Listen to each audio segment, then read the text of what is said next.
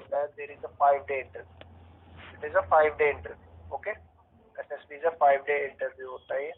और कोई कहता है ये टफ है, कोई कहता है ये कोई कह भी देता है भी ये तो बहुत टफ है, तो नहीं, ऐसा भी नहीं है। लेकिन प्रॉपर गाइडेंस से अगर इस इंटरव्यू को दिया जाए तो बहुत सारे बच्चे क्लियर कर सकते हैं। 5 डे इंटरव्यू होता है, ठीक है, जिसको क्लियर करना होता है, जिसमें फर्स्ट डे क्या होता है, फर्स्ट डे हमारे स्क्रीनिंग बोलते हैं उसको, स्क्रीनिंग इन होते हैं। जो फर्स्ट डे में क्या होता है, 4-5 टेस्ट होते हैं वहाँ पे। टेस्ट इन द सेंस के जैसे कुछ सिचुएशन रिएक्शन टेस्ट होता है, एसआरटी बोलते हैं उनको। एसआरटी के अलावा जैसे 1 वर्ड होता है, कोई वर्ड दे दिया है आपको, उस पर आपको सेंटेंस लिखना होता है। इस तरह से 60 वर्ड्स होते हैं, आपको एक एक सेंटेंस बनाना होता है उस पर। इसका पैटर्न क्या होता है, इंग्लिश या हिंदी? एसएसबी का इंग्लिश रहता है, मोस्टली इंग्लिश रहता है एसएसबी का। 5 डेज का इंटरव्यू होता है, 5 to 6 डेज लग जाते हैं, ठीक है। जो कैंडिडेट फर्स्ट डे को क्लियर कर लेता है, स्क्रीनिंग इन, उसको स्क्रीन इन कर देते हैं वो। जो स्टूडेंट उस कैंडिडेट उस फर्स्ट डे को क्लियर करता है सभी टेस्ट को, तो क्या होता है, सारा दिन टेस्ट चलते हैं, 3 या 4 टेस्ट होते हैं। तो आफ्टर लंच वो बता देते हैं कि कौन सा कैंडिडेट रोल नंबर रुकेगा for the next 4 days and कौन यहाँ से स्क्रीन आउट होता है, ठीक है। तो इस तरह से एसएसबी का 5 डे इंटरव्यू होता है। इसके लिए डिफरेंट जगह पे क्या होता है, कोचिंग होती है। कोचिंग है, बहुत से हमारे एक्स जो हमारे आर्मी के ऑफिसर्स हैं, इनके अपने इंस्टीट्यूट्स हैं जो इन्होंने ओपन किए हुए हैं। मोस्टली ये जैसे भोपाल है, एसएसबी जो सेंटर्स है, मैं वो भी बताता हूँ आपको। एसएसबी भोपाल है, एसएसबी इलाहाबाद भी है जहाँ पे इंटरव्यू आता है। एसएसबी बेंगलोर आ जाता है कई बार। अभी नया बना है एसएसबी देहरादून में भी एसएसबी का जो सिलेक्शन बोर्ड के लिए इंटरव्यू खुल चुका है। तो जहाँ जहाँ ये बोर्ड इंटरव्यू है, जहाँ पे कंडक्ट होता है ये इंटरव्यू, उन सिटीज में भी है। इसके अलावा दिल्ली में भी बहुत से हैं जो डिफेंस का एसएसबी इंटरव्यूज की तैयारी कर रहा है, ठीक है। और ये तो था इंडियन आर्मी की जैग एंट्री। इसके अलावा इंडियन एयरफोर्स में भी एंट्री होती है हमारी, जो लॉ एंट्री होती है, जिसमें हम क्या होता है, एडमिनिस्ट्रेशन ब्रांच में आप क्या होता है, आप अप्लाई कर सकते हैं। एडमिनिस्ट्रेशन ब्रांच भी होती है और लीगल ब्रांच होती है वहाँ पे भी आप एलएलबी के लिए अप्लाई कर सकते हैं, ठीक है। तो ये इसमें बड़ा अच्छा करियर होता है एलएलबी का। एक तो सबसे सेफ साइड होती है, कोई इसकी एज रिस्ट्रिक्शन, आप कभी तक, जब तक हैं हम तब तक हम सेवा कर सकते हैं अपने देश की, अपने समाज की, अपने समाज के लोगों को हम बता सकते हैं। क्योंकि हम ये एलएलबी जो डिग्री होती है, ये जागरूक करती है हमें खुद भी, हमारे समाज को। इससे हमारे अधिकार, हमारे संविधान की जानकारी मिलती है, हमारे साथ क्या गलत हो रहा है, क्या नहीं ठीक है, क्या मिलना चाहिए, क्या होना चाहिए, ये तो संविधान बताता ही बताता है। इसके अलावा जो आईपीसी सीआरपीसी पढ़ते हैं, वहां से पता चलता है कि हमें आईपीसी के कानूनों से हमें पता चलता है। क्योंकि आईपीसी आपने पढ़ा होगा, आप एलएलबी स्टूडेंट्स हैं, IPC is a substantive law, am I right? हाँ, IPC is a substantive law and CrPC is a procedural law. तो प्रोसीजर्स का पता चलता है, सीआरपीसी प्रोसीजर्स का पता चलता है कि सीआरपीसी का प्रोसीजर कैसे है, कैसे कोई प्रोसीजर हमारा चलता है कोर्ट में, एविडेंस हमारा है, प्रोसीजरल लॉ है, हमें पता चलता है क्या क्या एविडेंस की जरूरत पड़ती है हमें काम करते हुए, किन किन बातों को हमें रखना पड़ता है। तो एक ब्राइट फ्यूचर होता है एलएलबी का। मैं तो स्टूडेंट्स को यही कहता हूँ कि जो ये कहते हैं आज के टाइम में कि हमें तो कि हमने बीए किए, हमने बीए कर लिया या +2 आर्ट्स से कर लिया, तो नॉट एन इशू। देखो, जिसका साइंस बैकग्राउंड है वो तो है ही है, वो नो डाउट अच्छा है, अच्छी बात है, हर कोई अपनी फील्ड में। लेकिन जो बच्चा अगर आर्ट्स से भी पढ़ रहा है तो उसको ये घबराने की जरूरत नहीं है कि मैंने आर्ट्स से किया तो मैं क्या नहीं कर पाऊंगा, ठीक है। ये सबसे सेफ कैरियर है, इसमें कोई ये फाइनेंशियली भी सही है। गवर्नमेंट बहुत, हमें क्या है, गवर्नमेंट हमारे स्टूडेंट्स को पता ही नहीं होता कि भाई हमें करना क्या होता है। हम एलएलबी में कई सोचते हैं कि एलएलबी का बहुत खर्चा आता है, जबकि गवर्नमेंट यूनिवर्सिटीज में क्या होता है, एक मिनिमम फीस है as compared to private university. और हमें क्या है, वहाँ पे भी हमें क्या होता है कि फीस में being in category, being a risk,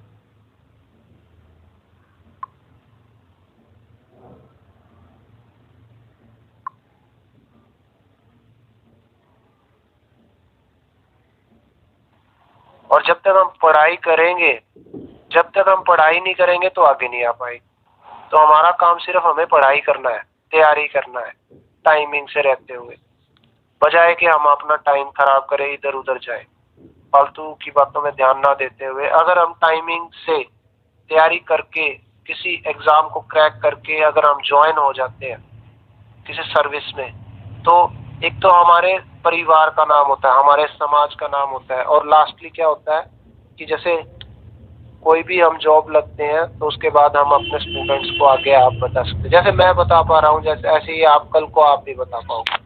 तो ऐसे ऐसे हमारे स्टूडेंट्स का भी, हमारी सोसाइटी का भी क्या होता है कि जो डॉक्टर बी.आर. अम्बेडकर बाबा साहब ने जो कहा था कि वी हैव पे बैक टू द सोसाइटी, का जो मोटिव था उनका वो कंप्लीट होता है। इस तरह से हमारी सोसाइटी ऊपर जा सकती है। ठीक है, तो ये तो मैं लॉ का करियर आपको डिफेंस को रिगार्डिंग भी बता दिया मैंने आपको। ठीक है, एक्चुअली जी जी जी बोलिए। सर अगर मतलब जुडिशरी की तैयारी की जाए तो उसके लिए प्रॉपर बेस्ट कोचिंग कौन सी होगी और कौन सी ईयर से स्टार्ट कर देनी चाहिए? ये मैं आपको इसका आंसर देता हूँ जूही, जस्ट अ मिनट। अभी एक और स्टूडेंट ज्वाइन हुआ है, मैं उनसे भी बात करता हूँ। गुड्डू आप माइक ओपन कीजिए प्लीज। नमस्ते सर। नमस्ते गुड्डू, कैसे हो आप? सर मैं गुड्डू नहीं, मेरा बेटा है, ये मेरे नाम मेरी आईडी पे कर रहा है, विनीत नाम। क्या नाम है? विवेक? विनीत बोलो। क्या नाम है? विनीत। विनीत, विनीत अपने बारे में बताओ। विनीत कुछ आप क्या करते हो, क्या पढ़ाई कर रहे हो? अभी तो सर 8th में हूँ। ओके विनीत, विनीत 8th में हो आप, और कहाँ से हो? अपना इंट्रोडक्शन दो ना, आप एक स्टूडेंट हो, स्टूडेंट की तरह इंट्रोडक्शन दो थोड़ा। बताओ सर। सॉरी, मैं बोल सकता हूँ? हाँ जी, कोई इशू नहीं है, बट मैं चाहता हूँ कि हमारे बच्चे बोले। हाँ बिल्कुल सर, बस थोड़ा कंफ्यूज है। एक्चुअली क्या हुआ, हम मुंबई रहते थे, तो जब लॉकडाउन लगा तो उस समय सर साहब को छोड़ छाड़ के वहाँ से आप दिल्ली में सेटल हो गए आके। ओके, तो इस वजह से कहाँ से बिलोंग करते हो आप? हेलो, आप कहाँ से बिलोंग करते हो? सर हम यूपी से ही हैं, जिला बदायूं की तरफ से। Okay okay okay. हाँ, तो ये पढ़ नहीं पाया सर, वहाँ से लॉकडाउन में हम निकल आए यहाँ पे। 8 में था वहाँ पर, मराठी मीडियम से। ओके, तो हिंदी नहीं आती है इसको? हिंदी कर रहा है सर, मैं उसको ट्रेनिंग घर पे कर रहा हूँ ट्रेन। अच्छा, अभी हिंदी कम बोल पाता है? जी जी, हिंदी बोलता है बट वो समझ नहीं पाता, लिखना पढ़ना उसको समझ नहीं आती जल्दी। अच्छा, जो मैं बोल रहा हूँ वो समझ आ रहा है विवेक? जी सर, बोलो, जोर से बोलो। तो विवेक, सबसे पहला तो यही है कि एक हमारे अशोक सर ने बोला था कि पर्सनालिटी डेवलपमेंट के लिए, पर्सनालिटी डेवलपमेंट तब होती है जब हम फेस करते हैं, हमारे सामने कोई बोल रहा है, उसको सामने बोलना आना चाहिए। जैसे मैंने बोला आपको, इंट्रोड्यूस योरसेल्फ, तो आप प्लीज अपने बारे में बताते कि मैं भले ही आप हिंदी में बोलो या इंग्लिश में बोलो, ठीक है, तो आप उसको बोलो कि भाई मैं ये हूँ, मेरा नाम ये है, मैं क्लासेस में ये क्लास कर रहा हूँ। कुछ इस तरह से आप एक ब्रीफ इंट्रोडक्शन दो, आपकी हेजिटेशन दूर होगी। जी सर। हाँ बताओ। मेरा नाम विनीत है, मैं 8th क्लास में पढ़ता हूँ। जी जी जी। हम मुंबई में रहते थे। हाँ बोलो। तो वजह से मैं पढ़ नहीं पाया था वहाँ पे। हम यहाँ okay Vineet, okay, no issue. Vineet 8th class में हो? अभी 8th क्लास में हो ना? जी सर। तो विनीत आप क्या बनना चाहते हो? एक कॉमन क्वेश्चन है सभी के लिए जो स्टूडेंट्स अप टू 10th तक होते हैं। आपका पर्सनल इंटरेस्ट क्या कहता है वो बताओ। Army officer. Army officer, okay. Vineet ji sir. ये अभी 8th क्लास में हो या 8th कंप्लीट कर चुके हो? अभी हूँ सर 8th क्लास में। आपकी एज कितनी है? 15 ईयर। आपके फादर है आपके साथ? जी सर। क्या नाम है आपका जी? मेरा नाम सर संजय चौहान है, वो गुड्डू नाम से आईडी बने हुए हैं।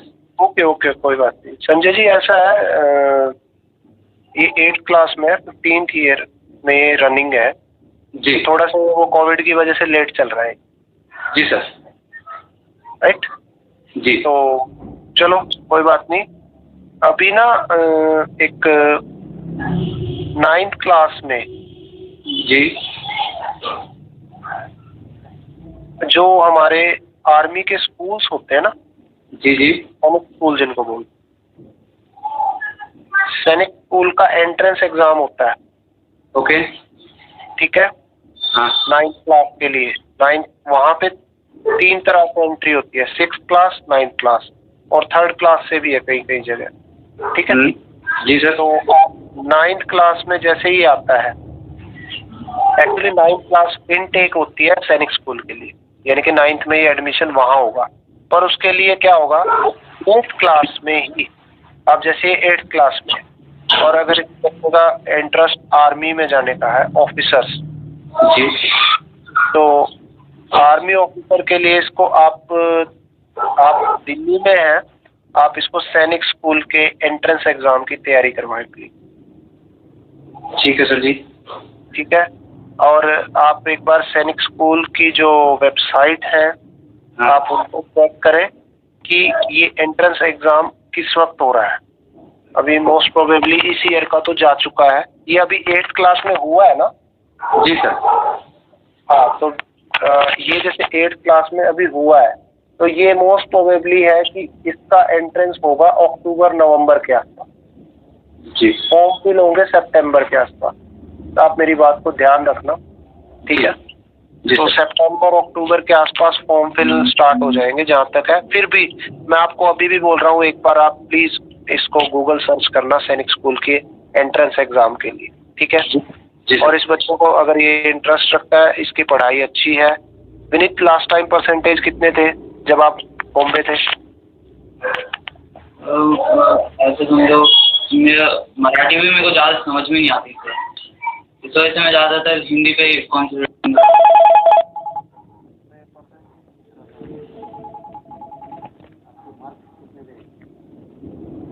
तो भी आप सॉरी बोलो और सर से बोलो मुझे फिर से पढ़ना। सॉरी सर, मेरे को फिर से पढ़ना, मेरे को याद नहीं है। ओके ओके ओके, कोई इशू नहीं है, ठीक है। लेकिन विनीत आपको अभी क्या करना होगा, विनीत आपको ना अभी से, अब आपको जो भी है, मैं अब बैकग्राउंड अब आपका बिल्कुल नहीं पूछता, ठीक है? अब आपको फॉरवर्ड चलना है, अब बैकवर्ड वाली बात को छोड़ के आगे चलना है, ठीक है? कोविड जा चुका है, ठीक है? वो जो टाइम था वो जा चुका है ना, उसको हम बदल सकते ना आप बदल सकते हैं, ठीक है? अब लेकिन अगला टाइम आप बदल सकते हो। अगर आपको, आप अपने मन में उठान लो, अगर आर्मी ऑफिसर बनना है तो आपको पढ़ाई करनी होगी, मन से पढ़ाई करनी होगी, ठीक है? मन से पढ़ाई करनी होगी, टाइम बचाना होगा पढ़ाई के, ठीक है? आपको 9th क्लास के लिए एंट्रेंस एग्जाम होता है, 2 तरह की एंट्रेंस बता रहा हूँ, एक तो सैनिक स्कूल के लिए ट्राई करो, एक नवोदय स्कूल के लिए ट्राई करो। जी सर। तो दोनों स्कूल सेंट्रल गवर्नमेंट के अंडर है, इनफैक्ट सैनिक स्कूल तो मिनिस्ट्री ऑफ डिफेंस के अंडर है। नवोदय स्कूल जो होते हैं वो सेंट्रल गवर्नमेंट के होते हैं, ठीक है?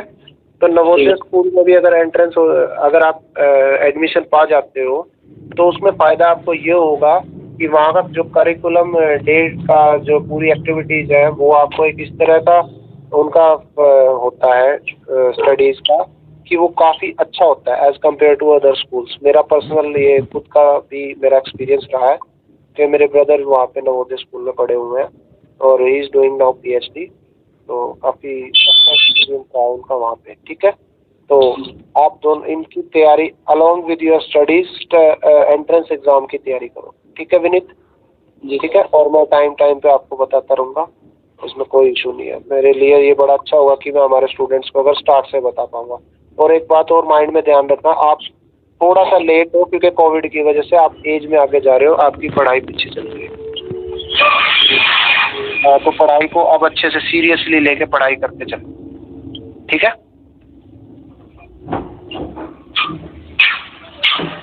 और किसी का कोई भी क्वेश्चन प्लीज।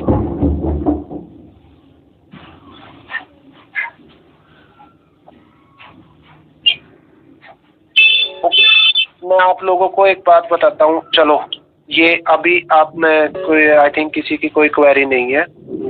मैं आपको मेरे पास 48 हो चुके हैं और इट्स 8:48 और अप टू 9 PM तक मैं वहाँ अवेलेबल हूँ। तो वो स्टूडेंट अगर जुड़ रहा है तो प्लीज़ आप जोड़ सकते हैं। इसके अलावा मैं आपको बताता हूँ आज एक करियर के बारे में और कि हम क्या होता है ग्रेजुएशन के बाद क्या करते हैं। अगर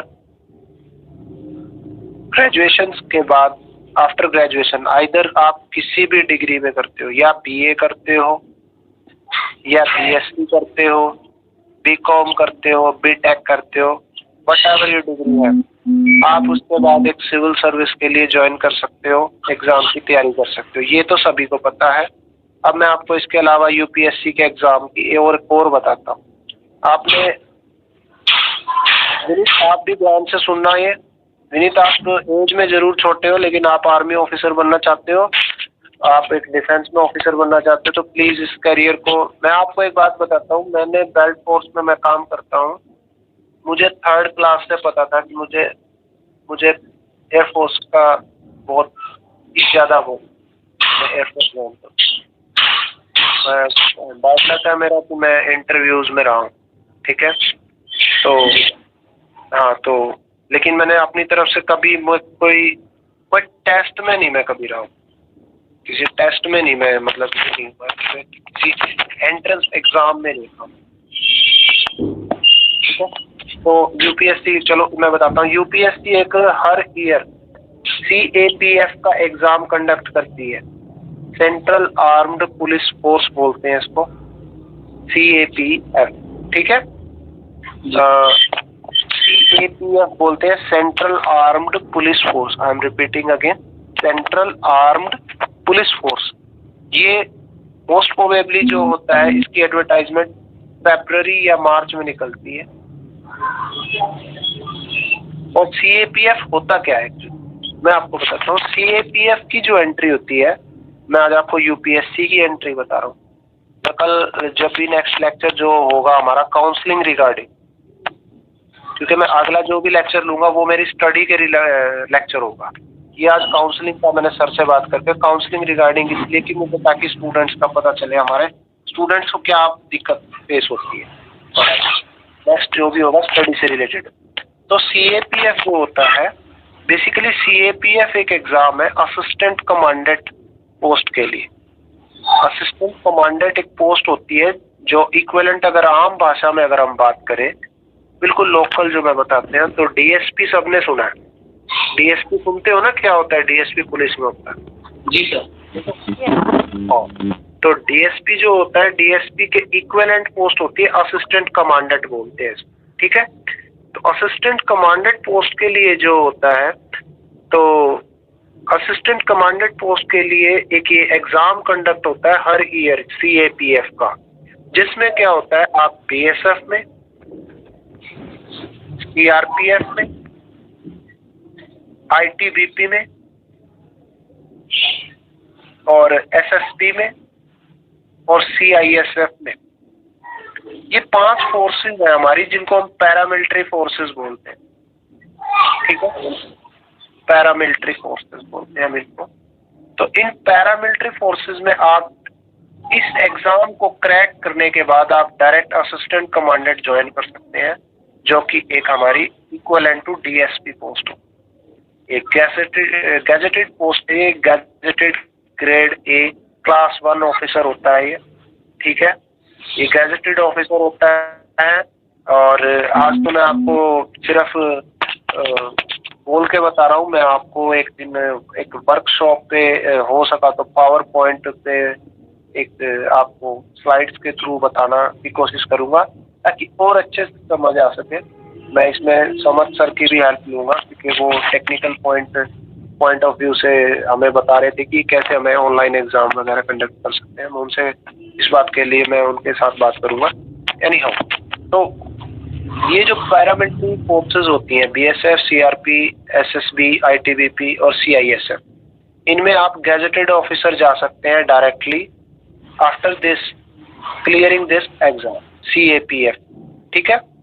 सीएपीएफ एग्जाम के लिए अब एलिजिबिलिटी क्या होगी? अब सबसे बड़ी बात तो यही है कि भाई कौन दे सकता है इसके लिए आपको मैंने बता दिया सिंपल ग्रेजुएशन चाहिए। अब ग्रेजुएशन डिग्री आप बीए हो, बीएससी हो, बीकॉम हो, बीटेक हो, एलएलबी हो, बीएलएलबी हो, ठीक है।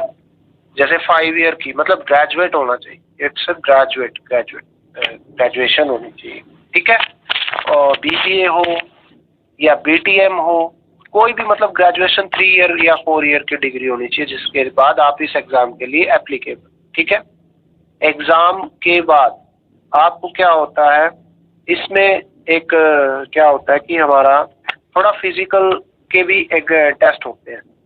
अब जैसे मैं इसको अब आपको मैंने एलिजिबिलिटी बता दिया। अब एलिजिबिलिटी के बाद जो क्वालिफिकेशन थी वो मैंने आपकी इसको बता दिया है। अब इसके बाद मैं आपको बताता हूँ कि इसमें क्या होता है, ये टेस्ट कैसे होता है। फर्स्ट ऑफ ऑल इसमें टेस्ट होता है, ठीक है। रिटन एग्जाम होता है। जो रिटन एग्जाम क्लियर करता है, पेपर 1 पेपर 2 होता है, एक जीएस का पेपर होता है इसमें और एक और पेपर एसए का पेपर होता है, ठीक है। तो एक तो जीएस का पेपर होता है, जीएस को बोलते हैं हम जनरल स्टडीज, और एक होता है पेपर एसए का, जो ये 1 डे में ही एग्जाम होता है, एक मॉर्निंग में और एक एसए का टाइम हो जाता है इवनिंग में, ठीक है।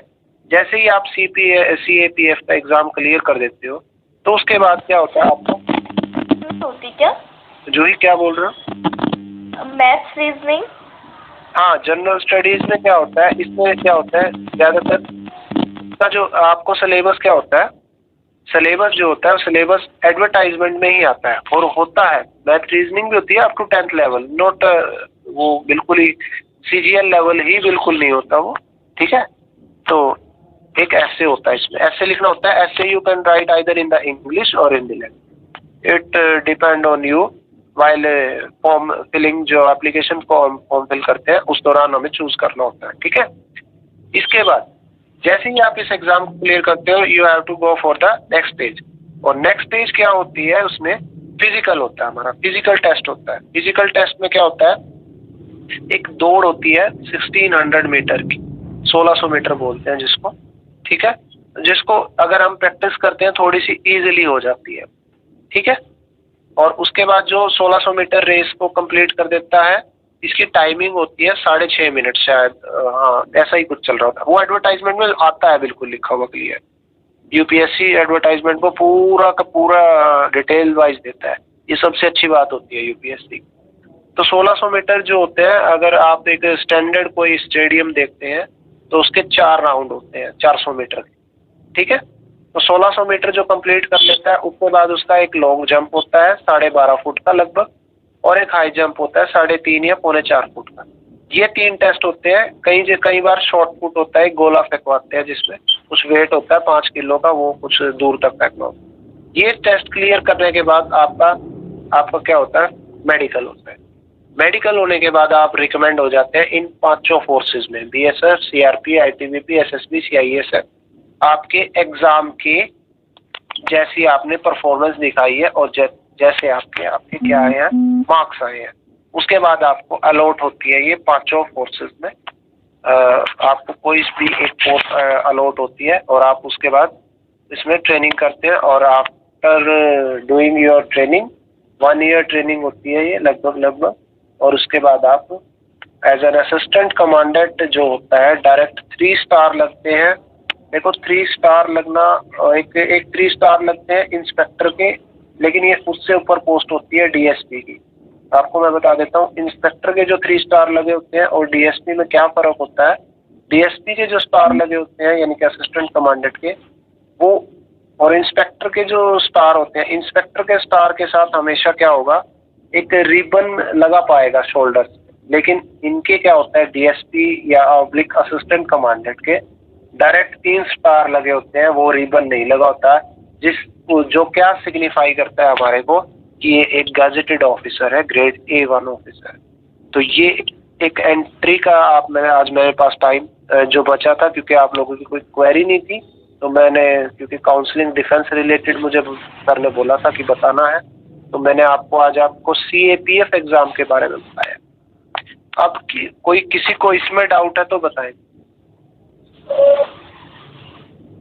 No sir, no doubt. कोई भी किसी को भी डाउट हो?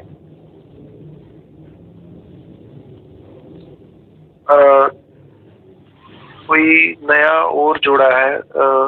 2 मिनट रह गए हैं, 2 या 3 मिनट और लूंगा मैं बस। सुरेश नाम से शो हो रहा है ये। Please open your mic and please. Hello hello sir, मेरा क्वेश्चन, मैं नंदकिशोर बहुत बोल रहा हूँ। ये एक छोटा सा सवाल है एज लिमिट के विषय में। राइट। हाँ सर, मैं I forgot the age limit. Sorry sir. Hello sir, नमस्कार। मैं बताता हूँ। Suresh sir, just a minute Suresh sir please. और क्या कर सकते हो? एक एज लिमिट के बारे में बता देता हूँ। मैं एज लिमिट और बता देता हूँ। इसमें 21 to 30 ईयर्स की एज होती है लगभग। कभी कभी ये 28 भी आ जाता है और 30 भी आ जाता है। तो आप मोस्ट प्रोबेबली ये मान के चले कि 21 से 28 की ईयर्स की एज रिस्ट्रिक्शन होती है इसमें। अब हम बीइंग रिजर्व कैटेगरी में आते हैं, SC कैटेगरी में है, तो इसमें 5 ईयर और प्लस कर लीजिए, तो 32 से 33 साल तक आप इस एग्जाम को दे सकते हैं। और एक सबसे बेस्ट अपॉर्चुनिटी होती है ऑफिसर बनने की, क्योंकि ये सिंगल एग्जाम होता है, यूपीएससी कंडक्ट करती है इसको, और ग्रेड A की पोस्ट होती है, ग्रेड 1 ऑफिसर की पोस्ट होती है।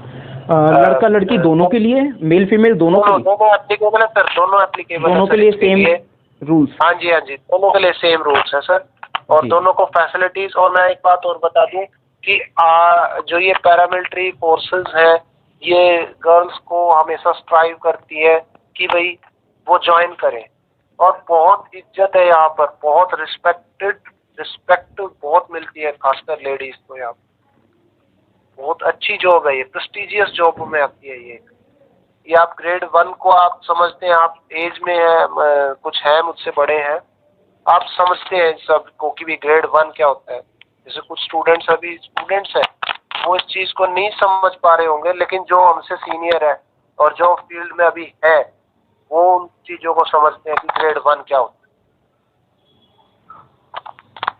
हाँ सुरेश सर, आप बताएं प्लीज। आप जी नमस्ते सर। हाँ जी सर, सुरेश सर नमस्ते। जी बताएं सर। मैं तो खैर सर्विस करता हूँ। मेरे बेटे के लिए क्या था, मेरा बेटा पुष्पराज पार्चा है। दिल्ली सर? जी दिल्ली करते हैं सर? जी रहता सर, मैं यूपी में हूँ, मैं बिल्कुल नजदीक बॉर्डर पे ही। ओके। लेकिन बेटा मेरा है पुष्पराज पार्चा, वो पढ़ रहा है। कौन सी क्लास में सर? 11th में, भी 12th में, अभी 12th में जा रहा है। 12th में क्या फील्ड है सर उसकी, किस स्ट्रीम से पढ़ रहा है वो? सर बेटा पढ़ रहा है, बेटा मेरा, बात कीजिए please. Hello sir, good evening. Good evening. क्या नाम है आपका? सर मेरा नाम पुष्पराज पार्चा है। पुष्पराज, आपकी आवाज कट रही है पुष्पराज।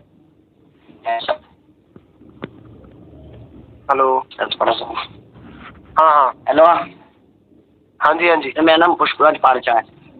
जी बताइए पुष्पराज, आपकी स्ट्रीम बताएं प्लीज, टाइम भी हो गया, जल्दी बताएं आपकी स्ट्रीम। क्रिकेट। आप 12th में क्या पढ़ रहे हैं, किस स्ट्रीम से पढ़ रहे हैं, और आपका इंटरेस्ट क्या है? सर इंटरेस्ट है क्रिकेट खेलने का सर, और 8 साइड से 12th। आप खेलते हो? यस सर, एकेडमी में भी कर खेलता हूँ। अकेडमी में भी खेलते हो? अशोक सर अभी एक वो रख रहे हैं, आपको पता है अशोक सर जी ने? सर। हाँ, उसके बारे में। तो आप उसमें बेटर है, आप उसमें ट्राई करें। Cricket tournament. ठीक है, और एक काम और करना है आप।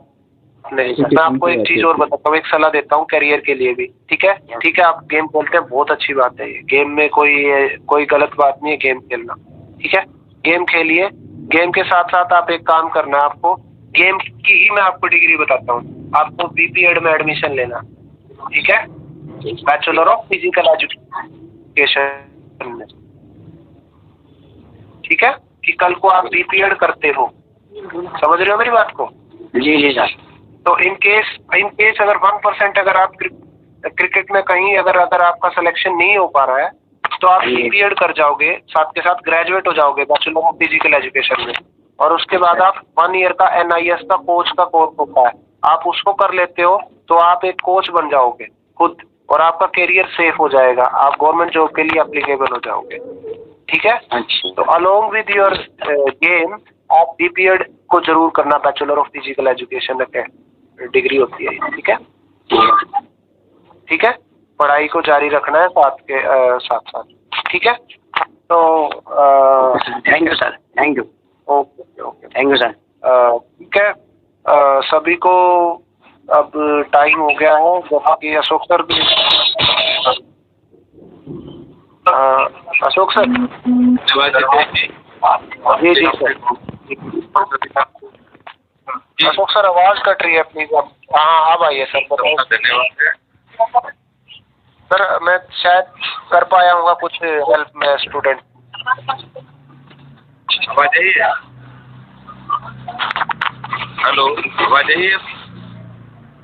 हाँ, आगे सुरेश आप माइक बंद करो। सुरेश और गुड्डू माइक बंद करें। हाँ सर, अशोक सर आप बताएं। बहुत बढ़िया, वेरी नाइस, बहुत बढ़िया। अभी ये फर्स्ट क्लास थी, सेकंड क्लास थी। जी जी जी। और लोगों को अभी होंगे और आगे और बेहतर होगी। और जिस तरह से आप काउंसलिंग में जिस तरह से आपने सर वो बहुत ही बेहतर। सर एक मिनट, अशोक सर एक मिनट जस्ट। विनीत आपका माइक बंद करो आप प्लीज, विनीत। हाँ अशोक सर आप बताएं सर, आपकी आवाज अब आएगी प्लीज। हाँ, कह रहा हूँ आप बहुत बढ़िया तरीके से, बहुत अच्छे तरीके से और शालीन तरीके से सबको गाइडेंस किया है। जी सर, जी सर। सर माइक लगा, माइक आगे मैं आपकी वजह से